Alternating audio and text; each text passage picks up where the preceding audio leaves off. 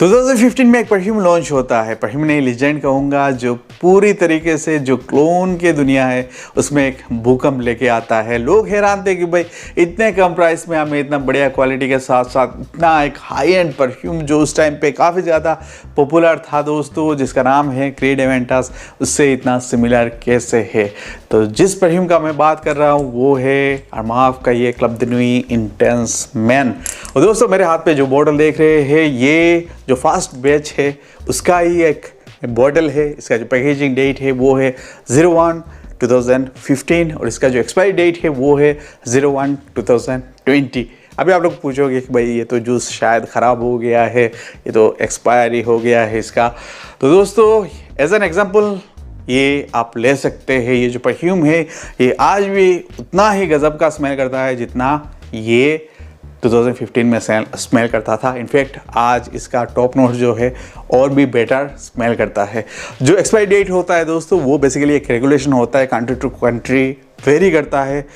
इसका जैसे कि जो शेल्फ लाइफ है वो 5 ईयर्स का दिया गया है, दूसरे कंट्रीज़ में और भी कम हो सकते हैं।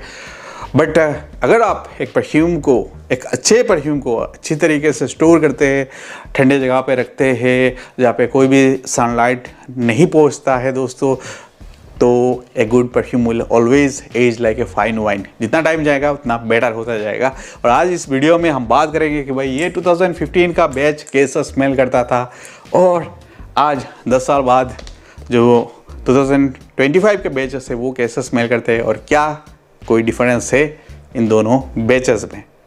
तो चलिए दोस्तों 2015 का सेंट प्रोफाइल जो है उसके बारे में बात करते हैं। बॉटल आप लोग एक बार देख लीजिए, उतना पॉलिश्ड नहीं है, यह हुआ निकला हुआ है। अभी के जो बॉटल्स है वो काफ़ी ज़्यादा पॉलिश्ड है। और इसका जो एटमाइज़र है दोस्तों वो सिल्वर कलर का है। एक स्प्रे कर लेते हैं। इसको एक्चुअली स्प्रे करने का ज़रूरत नहीं होता है क्योंकि अगर आप एटमाइज़र भी स्मेल करते हैं तो ऑटोमेटिकली आपके फेस में एक स्माइल आ जाएगा दोस्तों, खुशी का। उतना बढ़िया ही इसका जो खुशबू है वो आपको मिलता है दोस्तों। और इसका जो ड्राई डाउन है वो बिल्कुल ही जो पुराने एवेंटास है, पुराने बेचेस के एवेंटास है उनसे सिमिलर स्मेल करता है। तो ये ऑलमोस्ट 10 साल हो गया इस बॉटल का, तो थोड़े से फेडेड आपको मिलेंगे जो टॉप नोट्स है। कोई भी परफ्यूम आप जब एज हो जाते हैं तो उनके टॉप नोट्स जो है वो थोड़े से फेडेड हो जाते हैं। यहाँ पे मुझे लेमन का जो नोट है वो बिल्कुल ही नहीं मिल रहा है जो मुझे इनिशियली मिलता था। थोड़ा सा शार्प था ओपनिंग जो है, अभी बिल्कुल ही स्मूथ मुझे मिलता है। बस पाइनएप्पल का जो नोट है, टार्टी फ्रूटी, ब्लैक करेंट का जो नोट है वो मुझे मिल रहा है दोस्तों। और ये ड्राई डाउन में काफ़ी जल्दी चला जाता है। अभी से ही मुझे जो बार स्टार का जो स्मोकीनेस है वो मुझे मिल रहा है दोस्तों। और इस बैच में वो नोट काफ़ी ज़्यादा प्रोमिनेंट था। अभी के जो रिसेंट बैचेस है उसमें शायद ही बार स्टार का जो नोट है वो प्रेजेंट है, लेकिन इसमें जो खुशबू है वो काफ़ी ज़्यादा स्मोकी आपको मिलता है। साथ ही साथ आपको एम्बरग्रीज का जो नोट है दोस्तों, जो एक सोल्टी मेरीन वाइब, व्हील का जो वोमिट या फिर एक्सक्रीशन होता है वो जब समुंदर में एज होता है उसके बाद जो आपको मिलता है वो उसको एम्बरग्रीज बोलते हैं। और इसका जो खुशबू है वो परफ्यूमरी में इस्तेमाल किया जाता है, तो उसका जो खुशबू है दोस्तों वो इस परफ्यूम में प्रेजेंट है। साथ में आपको वेनिला वाला जो खुशबू है वो मिलता है। तो वाला दोस्तों एक स्मोकी, एक एम्बरग्रीज का जो मेरीन, जो सोल्टीनेस, साथ में एक वेनिला का जो क्रीमनेस है वो आपको मिलता है दोस्तों इस परफ्यूम में। और दोस्तों ये जो बैच है ये पूरे तरीके से जो पुराने बैचेस थे एवेंटास के, लाइक 2010 से लेकर 2015 के जो बैचेस थे 120 ml में आते थे ऐसे फ्लैट शोल्डर में, उनसे सिमिलर है। और दोस्तों एक फ़न फैक्ट मैं आपको बताना चाहूँगा, ये जो बॉटल है ये मैं फीचर किया था एक वीडियो में 2 साल पहले। और रिसेंटली 2-3 महीने पहले होगा, एक बंदे का कमेंट मैंने नोटिस किया कि भाई बंदा बोल रहा है कि भाई अरे तुम्हारे हाथ में जो एवेंटास है वो तो फेक है। तो मुझे काफ़ी ज़्यादा हंसी आया था क्योंकि आजकल के जो बंदे हैं उनको मालूम ही नहीं कि भाई एवेंटास ऐसे दिखते थे। उसका गलती नहीं है क्योंकि ये जो बॉटल है उसके 2013-14 का होगा। अभी के जो एवेंटास के बैचेस आते हैं दोस्तों वो ऐसे शोल्डर्स में आते हैं। इनमें बिल्कुल ही जो बार स्टार का खुशबू है दोस्तों, जो स्मोकीनेस है वो मुझे उतना ज़्यादा नहीं मिलता है जो रिसेंट बैच है वहाँ पे। और दोस्तों ये जो स्मोकीनेस है या फिर जो एक सोल्टी मेरीन वाइब के साथ एक वेनिला का ओवरऑल जो खुशबू होता है दोस्तों, वो आप सुन के हंसोगे।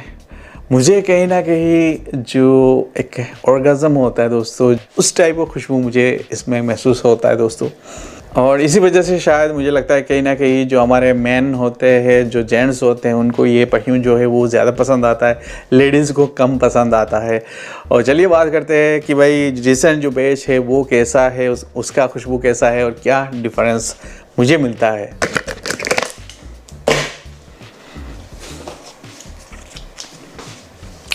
चलिए इसको स्प्रे करते हैं। अभी की जो एटमाइज़र है दोस्तों ब्लैक कलर में आता है, ये प्योर परफा वर्जन है, ये 150 ml में आता है दोस्तों।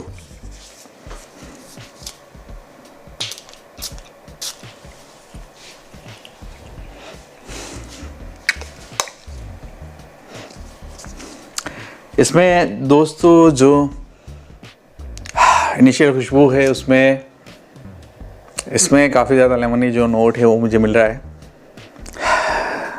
पहले उसमें भी मिलता था लेकिन अभी फेडेड है।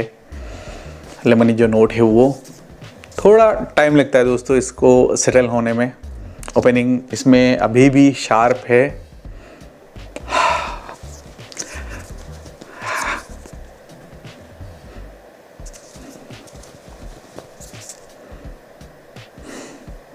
पाइनएप्पल का जो नोट है वो अभी मिल रहा है मुझे, लेकिन बिल्कुल ही हल्का सा नोट जो है वो मुझे मिल रहा है दोस्तों। चलिए थोड़ा टाइम जाने देते हैं, इसके बाद मैं आपके साथ बात करता हूँ कि ड्राई डाउन में मुझे कौन सा खुशबू जो है वो मुझे मिल रहा है। तो दोस्तों ऑलमोस्ट 15 मिनट्स हो चुके हैं और काफ़ी टाइम लगा इसने ड्राई डाउन में आने के लिए। और ड्राई डाउन में भी मुझे काफ़ी ज़्यादा सिट्रसी जो नोट्स है वो मुझे मिल रहे हैं। तो रिसेंटली बैच जो है वो मैं बोल सकता हूँ कि भाई एक सिट्रसी डोमिनेंट बैच है। यहाँ पे मुझे ग्रीन एप्पल का काफ़ी प्रोमिनेंट एक नोट मिल रहा है मिड में, साथ ही साथ मुझे हल्का सा एक वाइट फ्लोरल का नोट मिल रहा है। और जो वनीला का खुशबू है वो धीरे धीरे आ रहा है। वनीला, एम्बरग्रीज, फिर आपका हल्का सा स्मोकीनेस है लेकिन उतना ज़्यादा प्रोमिनेंट नहीं है जो पुराने बेजेस है उनमें। इवन जो क्रीमीनेस है वो भी कम है इस परफ्यूम में। तो ओवरऑल अगर कंपेयर करें दोस्तों तो पुराने बेजेस जो है वो ज़्यादा क्रीमी स्मोकी थे। अभी के रिसेंट बेजेस जो है वो ज़्यादा आप बोल सकते हैं कि भाई सिट्रसी बेजेस है, लेकिन ड्राई डाउन काफ़ी सिमिलर है, 19-20 का फ़र्क है। और दोस्तों जो ड्राई डाउन है दोस्तों ये बिल्कुल ही जो कि डेवेंटास है उससे सिमिलर है। मैं कहूँगा 99% सिमिलर है दोस्तों। अगर आप ये लगा के जाते हैं और किसी ट्रेन नोज़ के सामने अगर आप जाते हैं 10 मिनट बाद लगा करने के 10 मिनट बाद, तो भाई बंदा पकड़ नहीं पाएगा कि भाई आपने क्लब द न्यू इंडस्ट्री लगाया है या एवेंटस लगाया है, उतना क्लोज है। लेकिन ये मत सोचिएगा कि भाई हर क्लोन उतना क्लोज होता है। इसीलिए मैंने पहले ही कहा कि भाई ये एक लीजेंड है, आप लोग बोल सकते हैं। क्योंकि देखिए दोस्तों आजकल क्लोन्स का जो मार्केट है वो काफ़ी बड़ा हो रहा है। और ऐसे में अगर आप सोचेंगे कि भाई हर क्लोन ऐसा ही होगा क्लब द न्यू इंडस्ट्री जैसा, तो बिल्कुल नहीं है दोस्तों। इवन आजकल के क्लोन्स में देख रहा हूँ प्रमोट किया जा रहा है कि भाई क्रीड एवेंटस एब्सोल्यूट का जैसे कि क्लोन्स आया है, लेकिन आसपास भी नहीं गया है। एक भी अच्छा क्लोन आपको नहीं मिलेगा। लेकिन फ्रेगेंटिका में जाएंगे वहाँ पे लिस्टेड है कि भाई ये क्रीड एब्सोल्यूट का क्लोन है। तो भाई सैम्पलिंग करो, ओरिजिनल परफ्यूम सैम्पलिंग करो, याद रखो कि भाई वो कैसा स्मेल करता है, इसके बाद ही जो क्लोन्स है वो वगैरह ट्राई करो दोस्तों। और दोस्तों आप मुझे पूछोगे कि भाई कौन सा मुझे अच्छा लगता है, और डेफिनेटली मैं जो पुराना बैच है उसको सिलेक्ट करूँगा। क्योंकि अभी के जो बैचेस होते हैं वो थोड़ा सा सिट्रस से ज़्यादा है, थोड़ा सा ज़्यादा शार्प मुझे लगा है दोस्तों। और इसीलिए फ़र्क होता है दोस्तों। अगर आप पैसा खर्च करते हो, जैसे कि अगर आप एवेंटस लेते हो, तो उसमें जो ओपनिंग है वो बिल्कुल ही स्मूथ है और आपको लेमनी नोट नहीं मिलता है, पाइनएप्पल का नोट मिलता है और बिल्कुल ही स्मूथ आपको मिलता है। ऑब्वियसली जो ड्राई डाउन है वो आपको सिमिलर लगेगा, लेकिन जो क्वालिटी है उसमें कहीं ना कहीं आपको डिफरेंस ज़रूर महसूस होगा दोस्तों। तो आज के लिए इतना ही। फिर एक बार मुलाकात होगा किसी नई वीडियो में, तब तक के लिए अलविदा दोस्तों, जय हिंद।